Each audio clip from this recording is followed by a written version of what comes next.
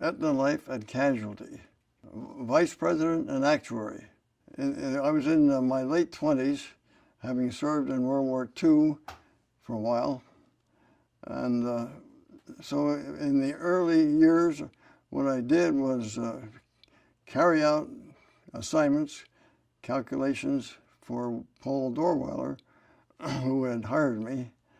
And I really wasn't taught much by him. I was just doing things for which I didn't even know the purpose when I did them. But that's where I started. I majored in mathematics at Haverford College, and I just loved the subject. And my father was a school teacher, and he said, why don't you look into becoming an actuary? And in those days, being an actuary meant working in a life insurance company, doing what actuaries do, which is to calculate the premiums and the premiums that the agents use when they're trying to sell something. So at any rate, I, in my spring break at college, took a tour of Philadelphia companies where I grew up, that area, and also Hartford, Boston, and Springfield. And I got an offer from the Massachusetts Mutual Life in Springfield. So that's where I went after college. Well, at any rate, the whole experience at Springfield, Massachusetts turned out to be a disappointment in just about every way you can mention. So I said to myself and my parents, I've got to get out of there. Got to do something else. My good friend John Hoffman, who he and I were roommates at college, happened to newly have accepted a job in the Aetna. And he called me and he said, Bill, there's an opening down here in a casualty statistical department, and you ought to come down and apply for it, and then we can board together in the local area. So I came down, and I was interviewed by Paul Dorweiler. All actuaries know about Paul Dorweiler. And also there was another executive there. His name was B.A. Hunt. He was one of the founding members of the Casualty Actuarial Society. I didn't really know what was going on. The department was the Casualty Statistical Department. And Paul Dorweiler was an actuary, but he was a casualty actuary, about which I'd never heard. So at any rate, he said, I can offer you a job. And he said, now tell me, well, how much were you making at Springfield? And I said, well, $30 a week, paid by pay envelopes every Friday. And he did a quick actuarial calculation.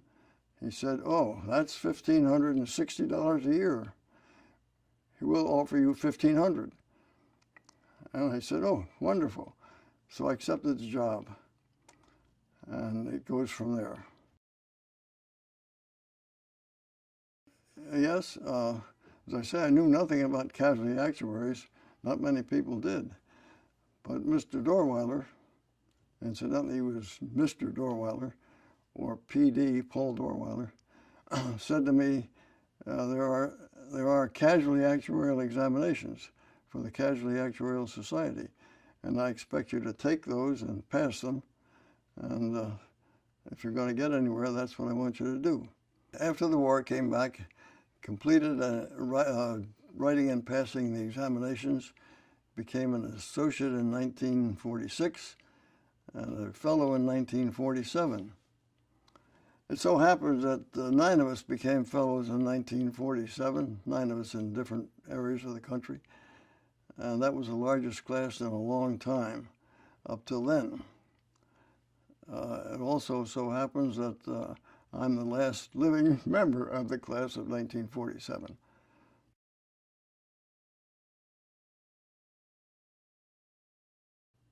What we did was continued to have me work on assignments from him. The thing that brought on some good change was the introduction in the industry of retrospective rating and experience rating, but retrospective rating Plan D, it was called, which was a tailor-made plan for use by underwriters in writing compensation insurance and liability insurance all in one huge package with various options on how much it would cost and how to get there. So I was the one who was assigned the duty of calculating Plan D proposals for the underwriters to use and the salespeople to use in soliciting business. And there was a lot that pretty much kept me busy just about full time for a few years. Once you've achieved your fellowship in the CAS, then the company would sooner or later begin giving you more challenging positions. One of the things joining the CAS or achieving it really caught the attention of the rest of the management in the casualty area in the company, and they said to themselves, oh, in effect, they said, here may be a comer, we have to keep our eye on him. In 1955, I was named assistant actuary of Aetna Casualty and Surety Company. That's the first officer position. At the same time, in the same year, the personnel department sent over a person to tell me that I was to start an actuarial training program.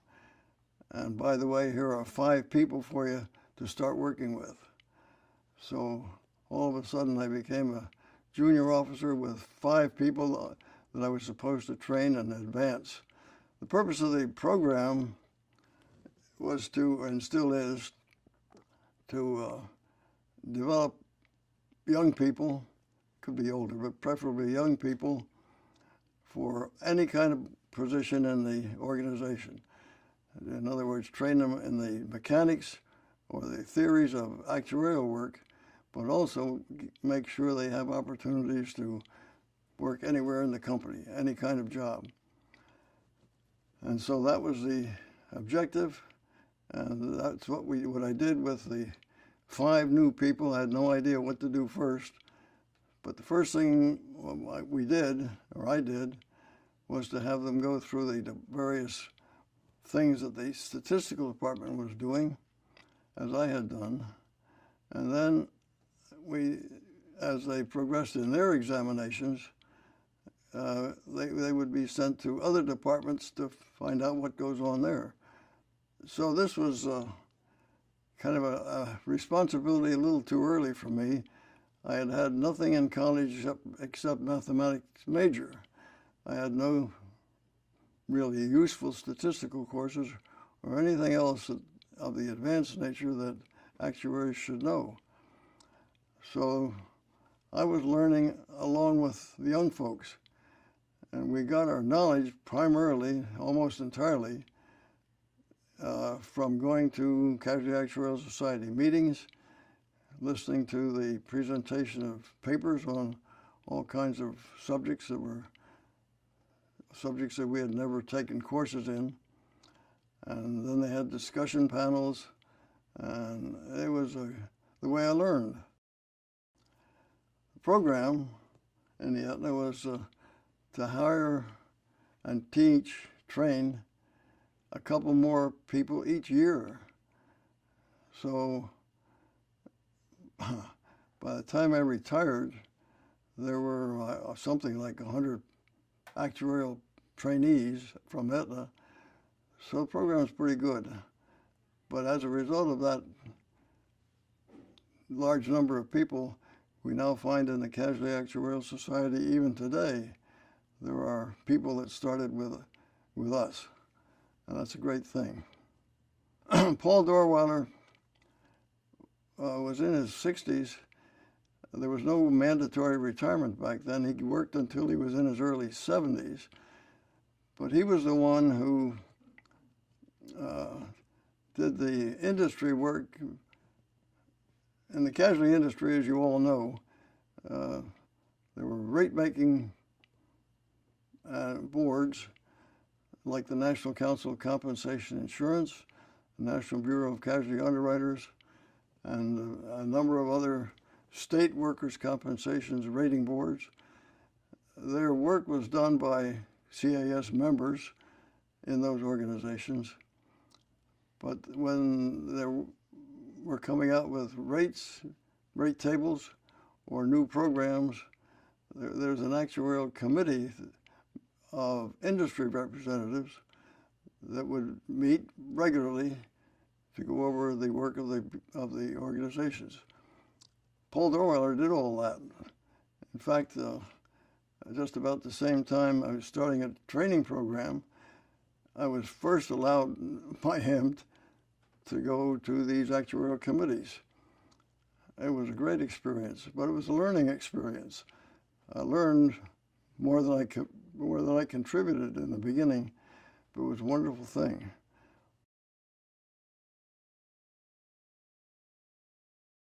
It's an absolute requirement.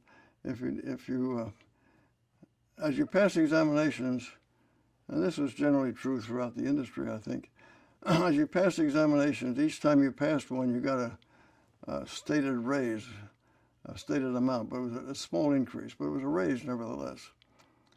The casualty program at Aetna, because it was new, we also allowed study time during the work hours. But the program itself never had, in the beginning, the benefits that was in the life actuarial program in the life division of Aetna. Over time, and reasonably early, we managed to prove ourselves to the extent that the actuarial program for casualty people was identical to the actuarial program for life insurance people. By identical, I mean identical in benefits like raises and study time and all that sort of thing. And also, we got the name of the department changed from casualty statistical to casualty actuarial. Yeah, that's a good question. I think, because the society was so small back in those days, I think what they found out was that when they applied to an insurance company for a job in the actuarial field, thinking they were going to be life actuaries, the personnel department, we used to have personnel departments, now it's HR. The personnel department would say, well, there's an opening in the casualty actuarial field. Why don't we send you over to interview there? Many of these applicants came to me, and it was obvious that they were surveying both the possibilities of life insurance work or casualty insurance work. And one of my jobs, I think, was to persuade them that there was quite a future for casualty actuaries, and they should join with us. Well, that was, as you all know, I think, the organization was started in 1914, 100 years ago, because of the need to create organized way, a proper way to price workers' compensation insurance, which was also new at the time. As states passed workmen's compensation back then. As they passed laws, they had to have pricing, and somebody had to do that. So that was the beginning of the society. Then the Actuarial Society, Casualty Actuarial Society, got into liability insurance, other property coverages, burglary, glass. In fact, one of the things Paul Dorweiler did was still doing when I first got there, was to meet with the rating bureau about teams insurance, horse and wagon teams. That phased out pretty fast after that. Automobile insurance also was subject to bureau computation of premium rates, which the member companies of the organization would then use in their business. It was a long period of kind of level membership. I would say 300 to 400 countrywide. One reason it was a level membership for a long time is that the founding members were 40 of them, and some of those were not even actuaries as we know them today. But they died, so as they were dying off, the new fellows were replacing them, but only at the rate of 2 or 3 a year until that big class of 1947, my class, came along. Then, after I retired in 1981, the whole membership ballooned, I think because there was so much demand for the actuarial type talent and the qualifications of being an actuary. We were all individual people from various parts of the country. We, as you might imagine, a small group like that becomes kind of a clubby thing, although there wasn't any great clubbiness about it. In the 1950s, late 1950s, the fire insurance people, fire insurance was written by many companies or subsidiary companies of larger companies, and it was fire and windstorm insurance, and there was no formalized calculation of premiums. It was done by people who regionally looked at such things as fire maps and all that sort of thing. But at any rate, the Insurance Company of North America came out with something that nobody else thought could be done or should be done. They called it a homeowner's policy. And then the homeowner's policy was a mixture, as we know it today, of the hazards that a homeowner is trying to insure or is insuring, from automobile to fire to liability and all the coverages that you should have when you own a home in one package. The bureaus and the companies that wrote things by line of insurance had always said it can't be done. We don't know how to rate the combination. Introduction of this kind of competition from the Insurance Company of North America, who incidentally also developed a package of policy coverages for businesses,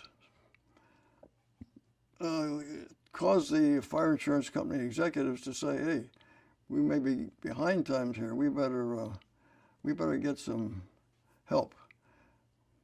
Well, why don't we call some actuaries, qualified actuaries from the Casualty Actuarial Society membership, to call them together and see what they can do to help us professionalize fire insurance. So I was selected to become one of 10 actuaries who started meeting together to bring some order out of something and some professionalism into the fire insurance business. Began meeting, and somebody in our ranks said, I think we should call ourselves the Terrible 10. And since we're reporting to 12 people, 10 people plus 2 that didn't have any actuaries, they'll be the Dirty Dozen. We didn't really publicize that, but that was what we called ourselves. The first thing we came up with was pretty obviously a need for some data. That resulted in an organization being formed called the Fire Insurance Research and Actuarial Association, Fire Insurance Rating and Actuarial Association. This is where the data collection in a uniform way around the country began. That was the entrance of casualty actuaries into the property insurance business, broadening the whole perspective. And it's something that's so normal today that you probably never even thought about it as being an achievement, a special achievement way back when.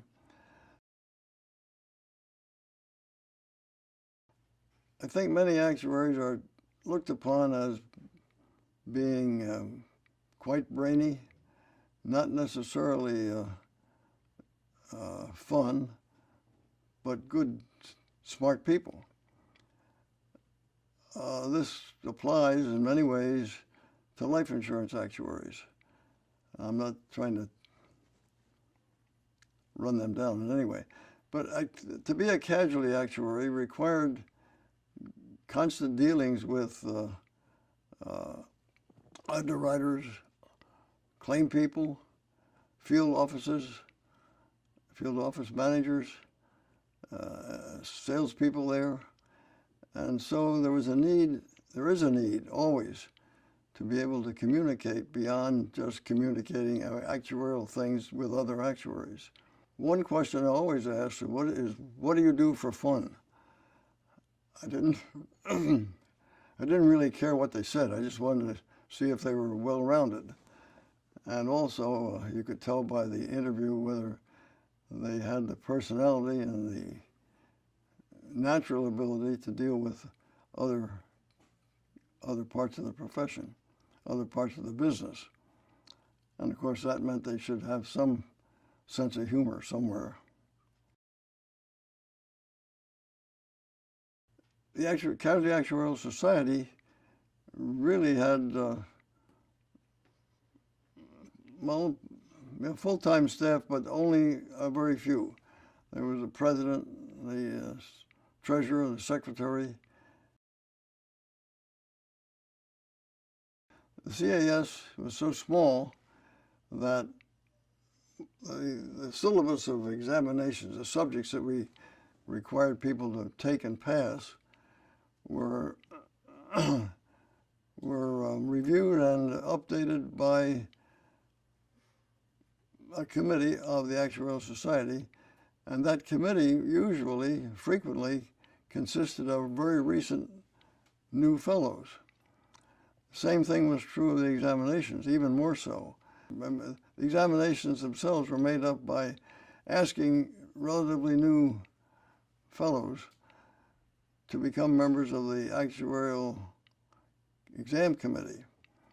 So if you're on the exam committee, there were usually 3 or 4 of us, would make up the questions based upon the readings that were assigned in the syllabus, make up the questions, grade the papers from those who took the exam, and determine that way who knew enough to become an associate or a fellow. So it was a pretty amateur approach, but at least it was structured. Today, that would be unheard of. You couldn't possibly do it. The Actuarial Society has become very professional, and we were volunteers.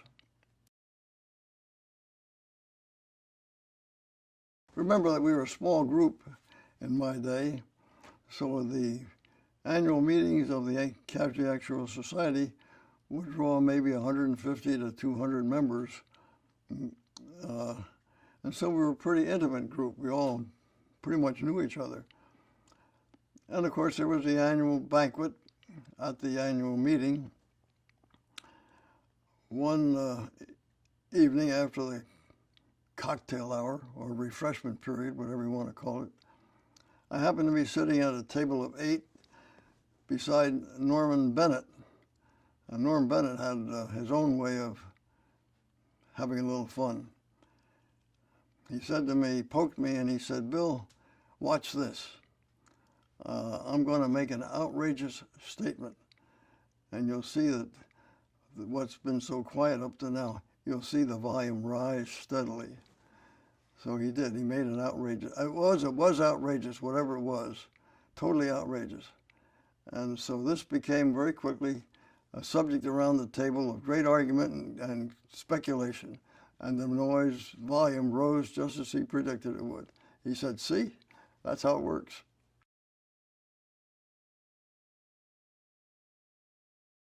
We were filling a need even though we were small, a small association. But we were hardly ever known. It was only the large companies who had enough desire to have an actuary on staff. Small companies had no actuary at all. So I think the world just got more and more complicated, moved a little faster, in fact, moved much faster. And as the demand for actuarial people, actuarially trained people, grew in all these various side professions, that it just required and turned the Actuarial Society itself into a huge organization. What is it, 6,000 members today? We couldn't envision that back in those days. The need for the actuarial talent, the talent of actuaries, was much more than just rate making and reserving and annual statement work. It's taking data which is pouring in at a great rate constantly and fitting curves to that data. By the time you get a curve fitted, the data has changed a lot. It just is a demand for these talents all through the country and through the world, in fact. And that's why the Casualty Actuarial Society has done so well in realizing that, and now is represented represented in world-type organizations of actuarial science, and has so many members that are becoming members of the Casualty Actuarial Society or its affiliates abroad. Today, a lot of prospective actuaries will have also gone through some course studies in their college or university before they even applied to become actuaries. That's just the way they got here. My problem was that I didn't have any training outside of just a major in mathematics, but it wasn't actuarial mathematics. It was what do you call it? Advanced mathematics of a general nature. So this left me getting into a field about which I wasn't very well prepared, really. So I was learning as I went by taking advantage of the Actuarial Society meetings and discussion of papers, presentation of papers and discussion of them.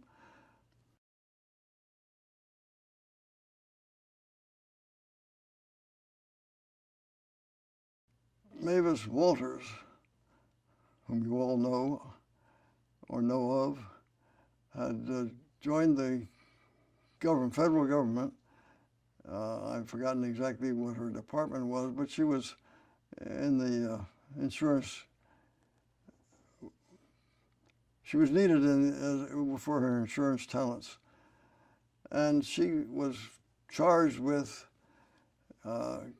writing price control words, price control statement, as every other industry was doing in the Nixon years. So I was called along with several of us to go down to Washington and meet under Mavis' leadership to draft controls under the Price Controls Administration.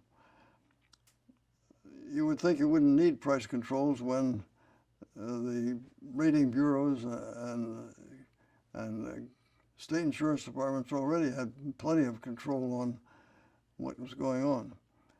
But there were aspects of casualty insurance, like retrospective rating, which is a form of pricing looking back at the previous year. Things like that, you need to have some control over. At least the federal government thought so.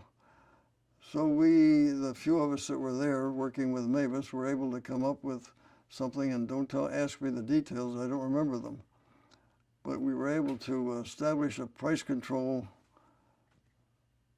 piece for the casualty insurance industry that would satisfy the feds that we'd come up with a control mechanism, but wouldn't do any real damage to the industry anyhow. That was kind of fun. It's a very professional organization.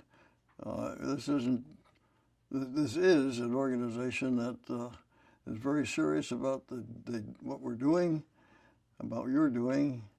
What we're very serious about keeping up with the times and addressing the needs, financial needs of this changing world.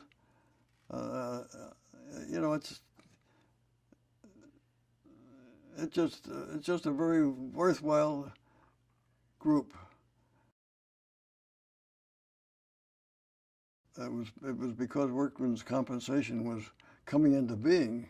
It didn't exist before 1914 or thereabouts. And there had to be, when the law is passed to have workmen's compensation benefits, somebody's got to put a price on that. And so this is why the original members called themselves together, or somehow got together to decide that this is where they would start to professionalize rate making and reserving. Reserving is very important for compensation insurance.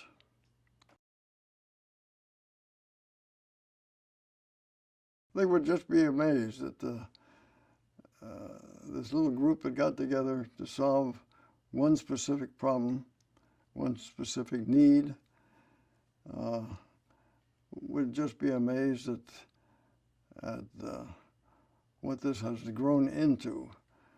A similar thing would be like asking Henry Ford, if he were still alive, what do you think of the automobiles of today? He would say, inconceivable, or something like that. Good old-fashioned, remember the good old-fashioned characteristics: honesty, integrity, respect for others, and hard work. Go to it. I happened to be browsing the web and came upon the obituary for Ruth Salzmann, one of the class of 47 members, one of the 9. She was the first woman president of the Casualty Actuarial Society. She, in many ways, was the first woman to do a lot of things. She was a well-rounded person, a delightful person to be with and near. I just want to pay tribute to her as a person and as a contributor to all she did for and within this is the Casualty Actuarial Society. Also, this, for those that care about it, if you want to learn more about this wonderful group of 9 people in 1947, there's an article in the November 1997 Actuarial Review, which has a little bit of squibs written by Matt Roderman, who was one of us. Matt, as you may know, was a very talented person and also a very humorous person, enjoyed humor, wrote skits and did all that sort of thing. So look that up if you're interested. It so happens that there have been 3 presidents of the society who started with us. Kevin Ryan, George Morrison, Ralph Blanchard, and coming up, the new president, Steve Lowe. Also, Brian Scott served a number of years as secretary, Walt Fitzgibbon as treasurer, and there are many others who have volunteered their talents to the work of the Actuarial Society. Some of the ones that you'll all recognize and I think are still heading up fairly important jobs there are Amy Buska, Bob Downer, John Purple, Sandy Santomeno, Tom Weidman, and Walter Wright. All of those started or finished the training, their basic training at the Aetna program, and I'm kind of proud of that.